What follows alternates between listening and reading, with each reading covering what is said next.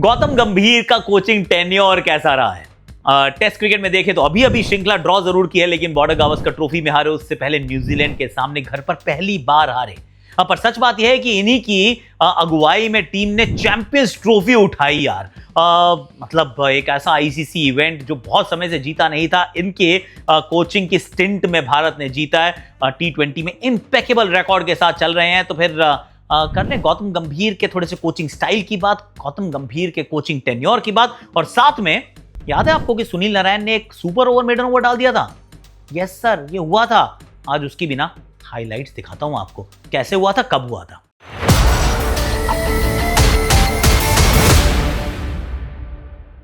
Hashtag Akashvani में आप सभी का हाथ जोड़ के स्वागत है। कैसे हो आप लोग?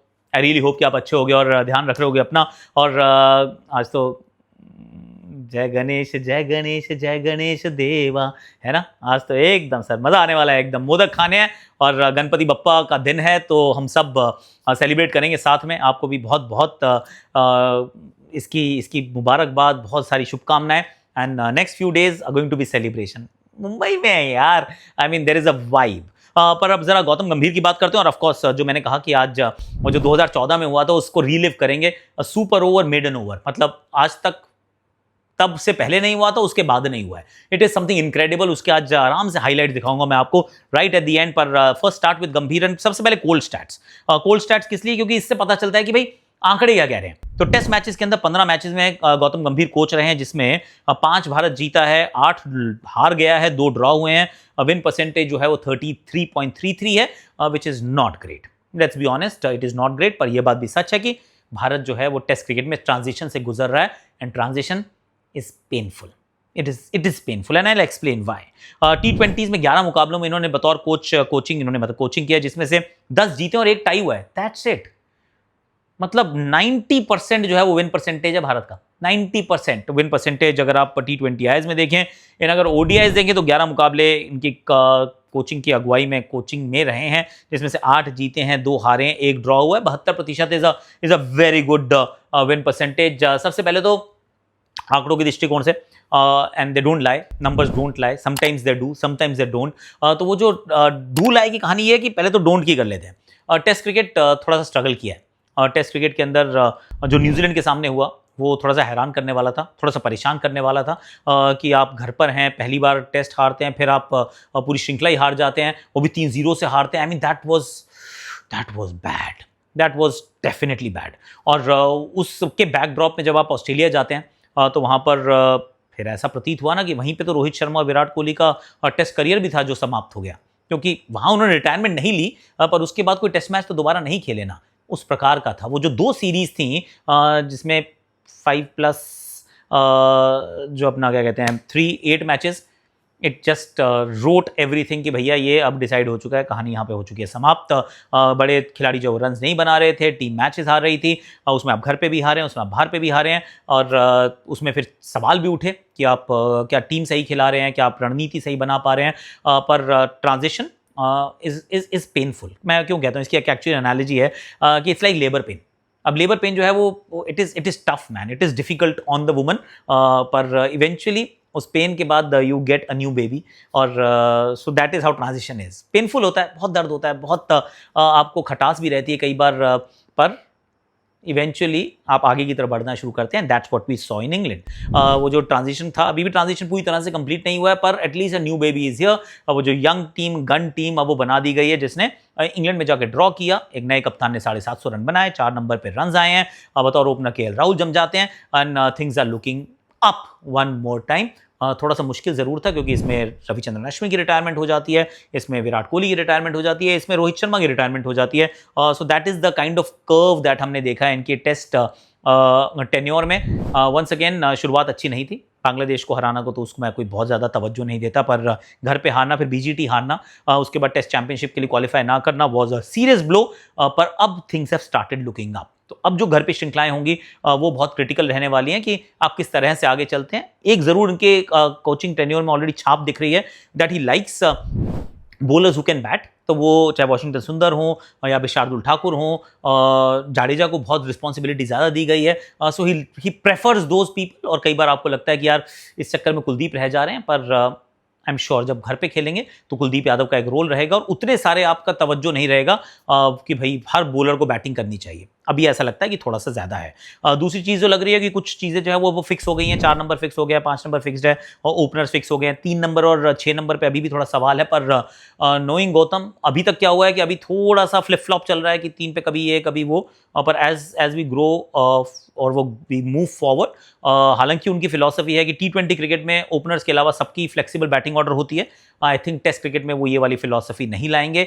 He will be very sure कि मुझे ये 3 पे चाहिए, मुझे ये 6 पे चाहिए, क्योंकि अगर भारत को आगे बढ़ना है तो एक सॉलिड नंबर 3, एक सॉलिड नंबर 6 का होना जरूरी है। जड्डू, वशी और कुलदीप यादव स्पिन गेंदबाजी संभाल लेंगे। प्रसिद्ध, सिराज, आकाशदीप, बुमराह जब अवेलेबल हैं वो ये मिलकर फास्ट बॉलिंग संभाल लेंगे। तो मुझे वहां कोई ज्यादा दिक्कत at least for the home series नहीं लग रही है। पहले वेस्ट इंडीज होगी, फिर होगी South Africa, and by the time वो जब ऑस्ट्रेलिया घर आएगी तब तक we will be actually in a good space, ऐसा मुझे लगता है। उसके बीच में श्रीलंका का दौरा भी है, so will be fine.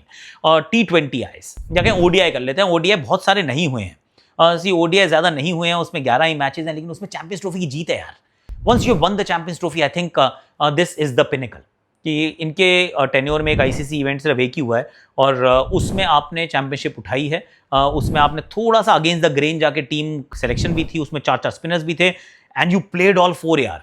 I mean that was phenomenal कि वरुण चक्रवर्ती खेल जाते हैं और वो ही बिकम्स योर तुरुप का इक्का। तो there you have to give him the credit कि भैया तुमने किया, क्योंकि क्रिटिसिज्म था, क्रिटिसिज्म बिल्कुल था, आलोचना थी, उसके ऊपर कटाक्ष भी थे, उस पर टिप्पणियां भी थी, पर ही स्टक टू हिज गन्स और कहा कि नहीं मुझे ये चाहिए। और फिर वो आपको लगता है कि ये 4 स्पिनर्स, सेलेक्टर्स को देते हैं आप क्रेडिट कि आपने सेलेक्ट किया, पर coach and captain they decide कि क्या आप उनको खिलाना चाहते हैं। वो 4 वहां पे खेल पाएंगे क्या? अगर आप खिला देते हैं और उसके साथ आप आगे चल पड़ते हैं, I mean that is absolutely phenom. तो वो एक बहुत कमाल काम किया इन्होंने कि पूरे वो स्पिन अटैक के साथ आप उतरने का मन बना लेते हैं, एक ही फास्ट बॉलर से खेल जाते हैं एंड में। I mean this is phenomenal. Without Jasprit Bumrah trophy उठा जाते हैं। That was incredible. जिस तरीके से आपने वो वाला कैंपेन किया तो वहां पे आपको दोनों हाथ से थम्स अप है। T20 क्रिकेट के अंदर he is created a new template, एक नया टेम्पलेट अब देखने को मिला है। अब इंटरेस्टिंग होगा शुभमन गिल बतौर ओपनर आएंगे तो वो किस तरीके से इस टेम्पलेट में फिट बैठते हैं। अगेन संजू सैमसन को जितने चांस दिए गए और जितना उनको कॉन्फिडेंस दिया गया, ऐसा प्रतीत होता है कि you actually invest in people and you back them to the hilt. अब आप कहोगे कि अब तो नहीं कर रहे सर, सिलेक्शन जो है वो सिलेक्टर्स का काम है, कोच का काम ये है कि जब टीम मिल जाए तो उसमें से खिलाओ। अब जिसने अगर आपने एक कप्तान वाइस कप्तान बना दिया, कप्तान जो है 4 पे खेलेगा, वाइस कप्तान तो खेलेगा ना, करेगा भाई open, you can't really help it. तो आई डोंट थिंक कि इसमें शुभमन के ओपन करने में, उनके वाइस कप्तान बनने में, उनके खेलने पे you should be looking at Gautam गंभीर एट ऑल। वरुण चक्रवर्ती का जो राइज देखा हमने, that is phenomenal. Once again थोड़ा क्रेडिट आपको गौतम को देना पड़ेगा, देना चाहिए, क्योंकि KKR से लाए हैं और उसके बाद बहुत अच्छा काम किया है यार। जहाँ खेला बहुत बढ़िया किया है। He is been very very good at with him.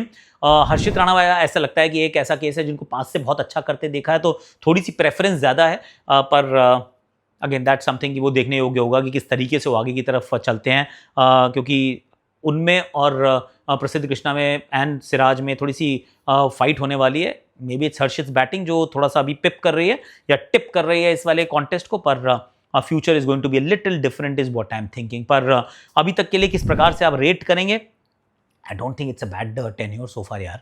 अगर आपके पास ओडीआई के अंदर impeccable record and a trophy हो, श्रीलंका वाले इम्पेकेबल नहीं है, श्रीलंका में आप हारे थे, वो अच्छा नहीं था सीरीज, लेकिन उसके बाद से आपने जीतना शुरू किया। T20s में you been outstanding. South Africa ये नहीं गए थे तो वो वाली श्रृंखला में नहीं गिर रहा हूँ, वहाँ पे वीवीएस लक्ष्मण कोच थे, पर उसके अलावा आप बांग्लादेश के सामने देखो या फिर आप इंग्लैंड के सामने देखो, देव डन वेल। तो गौतम की अगुवाई में वहाँ भी ठीक हुआ और test now finally started to look up. तो I have time यार। I don't say कि फटाफट से चलो जी डिसाइड करो। 3 में से 2 फॉर्मेट तो बहुत अच्छे चले हैं और तीसरा फॉर्मेट भी अब ऊपर की तरफ चलना शुरू हो गया है। I think this home season will tell us a lot more, क्योंकि अब जो है वो सेटल होने लगेगा, एक नया कप्तान, कोच, नई जुगलबंदी, एंड यू विल फाइंड कि उनका तरीका क्या है कोचिंग का और कप्तानी का, वो थोड़ा सा और निखर के आना शुरू होगा, क्योंकि इस पर वो सीनियर वाली छाप नहीं है अभी। So it's like a bit of a clean slate, so that is going to be an interesting one. 3 और 6 पे कौन खेलेगा वो थोड़ा सा और डिफाइन कर देगा कि किस तरफ जा रहे हैं, और 5 गेंदबाज खिलाना चाहते हैं या नहीं वो भी पता चल जाएगा। कुलदीप का खेलना I think will tell us a lot more. So अभी तक के लिए तो मैं कह रहा हूँ इट्स क्वाइट डिसेंट यार। इट इज़, अगर यही वाली बात अगर हम बॉर्डर गावस्कर ट्रॉफी के बाद बोलते तो it was looking very very bad, let's be honest. पर उसके बाद से चैंपियंस ट्रॉफी जीतना, इंग्लैंड को घर पे हराना, फिर देन इंग्लैंड का दौरा, आई थॉट बहुत बढ़िया रिकवर कर लिया अपनी उस ट्रैजेक्टरी को। And wish him all the best यार, क्योंकि एक बात तो है कि बंदों को बैक करता है, बाकी कुछ भी करे भाई, अपना जिसको जिसमें वो विश्वास रखते हैं, he is shown that he backs them to the hilt is what I feel. और अब चलते हैं ज़रा वो सुनील नारायण के ओवर की तरफ। 2014 की है बात, रेड स्टील वर्सेस वॉरियर्स का मैच था। 118 रन दोनों टीम से बनाए थे। वॉरियर्स ने बाद में बैटिंग की थी, रन चेज कर रहे थे, और वैसे तो आने ही नहीं चाहिए था वहाँ तक, क्योंकि वो मिस फील्डिंग ना होती, कैच वैच ना छूटती, तो रेड स्टील को ये मैच वैसे ही जीत जाना चाहिए था, पर हुआ नहीं। वॉरियर्स करते हैं पहले बैटिंग और उसके बाद 11 करने हैं डिफेंड। सुनील नारायण ये करके जाते हैं। 118 पर रुकी हैं दोनों टीम्स। वॉरियर्स को करनी होगी बैटिंग। ऊपर की है गेंद और ये गजब शॉट मारा भाई साहब। बानवेल अच्छी फॉर्म में है, पहली गेंद पे 6 रन जोड़ दिए हैं। अब तो 18-20 नजर आ रहे होंगे, साथ में जिमी नीशम उनके दूसरे छोर पर। ऊपर की ये गेंद स्लोअर वन जरूर थी, ऐसा लगा कि उंगलियां फेरी हैं। हाँ, उंगलियां फेरी जरूर थी, पर हाफ ट्रैकर एकदम फ्लैट शॉट मारा है और बड़ा तेज शॉट मारा है। 84 मीटर का फ्लैट 6। पीछे फील्डर था तो सही, पर दर्शक बनकर रह गया। पहली गेंद पे 6 आ चुका है। सामने अच्छा शॉट है, इस पे एक तो आसानी से मिलेगा, सामने बड़ा मैदान तो दूसरा भी ये आसानी से प्राप्त कर लिया है। 2 गेंदों में 8 रन आ चुके हैं। अब तो उम्मीद है कि 18-20 तो हो ही जाएंगे। बल्ला जोर से घुमाया, यहां पे एक ही मिलेगा। स्ट्राइक रोटेट, 3 गेंदें 9 रन। जिमी नीशम स्ट्राइक पर। 3 में 9 तो आ चुके हैं, इसको और बड़ा बनाइए, डबल कीजिए। नहीं नहीं नहीं, इन्होंने तो सोचा हम सिर्फ सिंगल लेंगे और दूसरा ढूंढ तो रहे हैं, पर रनआउट का चांस बनेगा। नॉन स्ट्राइकर एंड पे और आउट हो गए हैं। मुझे लग रहा है बिल्कुल आउट सर, आउट हो गए हैं। ये टिप एंड रन के चक्कर में थे, जोर से मारने का प्रयास नहीं था। डेंजरस बानवेल दूसरे एंड पर थे और वो पकड़े गए हैं। बहुत दूर रह गए, बहुत दूर रह गए। अच्छा कलेक्शन, ठीक ठाक थ्रो। 4 में 10 आए हैं और प्ले एंड मिस। 5 में 10 ही रह जाएंगे। Well done, well done Cooper, क्या कमाल की वापसी। पहली गेंद पे 6 लगने के बाद कीपर के पास एक बार फिर गई है गेंद। निकोलस पूरन कह रहे हैं ले लो सिंगल, फर्क नहीं पड़ेगा हमें। 6 गेंदों में मात्र 11 रन बना पाए हैं वॉरियर्स।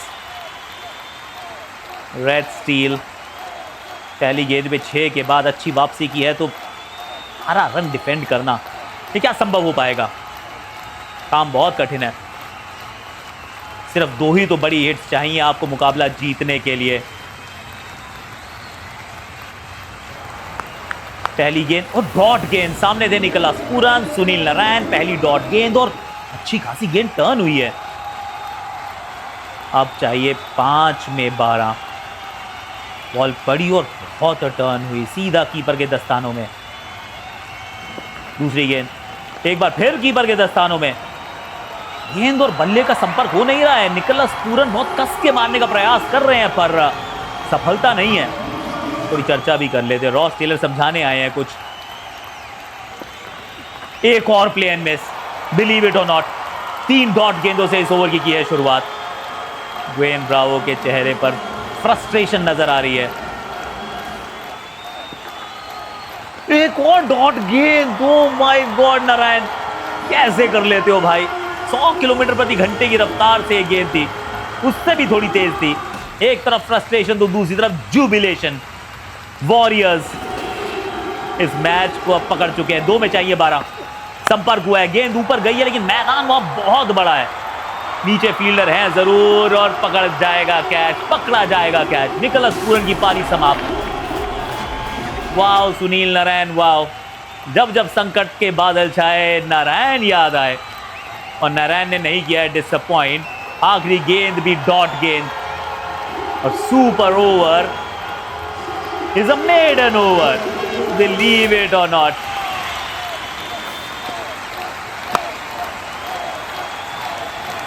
निकोलस पूरन का ये वाला विकेट मैच देकर गया है। ये सिर्फ कैच नहीं है, ये गेंदबाजी की पराकाष्ठा है। ये किस तरीके से लगातार पहले 5 डॉट गेंदे, फिर आखिरी गेंद रॉस टेलर को dot. And here is the story, Amazon Warriors have won the super over courtesy Sunil Narine का maiden over, one for the keeps। आज के लिए मेरे पास इतना ही है। Thank you so much for watching. और बताना ये जो मैंने थोड़ी सी क्लिप डाली है सीपीएल की कैसे लगी आपको। Will try and imbibe more things. हमारे पास सीपीएल के साथ हमारी एक पार्टनरशिप है, तो वी विल डू मोर। और बताइए यार आकाशवाणी कैसी लगी, गौतम गंभीर को आप कितने नंबर देना चाहते हैं वो भी आप कमेंट सेक्शन में बता सकते हैं। आज के लिए अभी के लिए इतना ही है। Do take care of yourself and love you all यार। Ganpati Bappa Morya. Thank you so much.